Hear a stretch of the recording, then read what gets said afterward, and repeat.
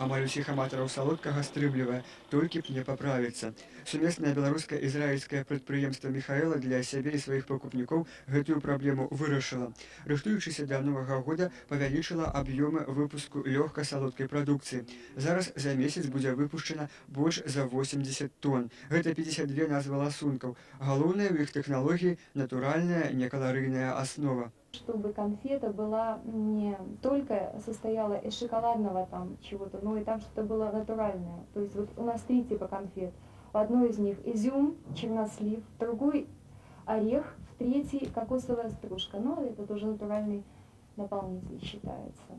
За 5 гадоў працы на беларускім рынку прадпрыемства заняло сваю нішу, набыло сваіх пакупнікоў. Абапіраючыся на опыт сусветных лідараў, распрацоўвае новыя віды цукерак. Некаторыя нават не маюць аналагаў у Беларусі. У далейшых планах укараненне высокіх тэхналогій з невялікай працаёмкасцю і значнай прадукцыйнасцю, пераход на выпуск пячэння. Што да навагодняга продажу, то Михаэла абяцае поўнасцю забяспечыць патрэбы спажыўцоў і нават зрабіць падарункі сваім пастаянным кліентам. Дмитрий Артюх, Сергей Хамберг, АТН.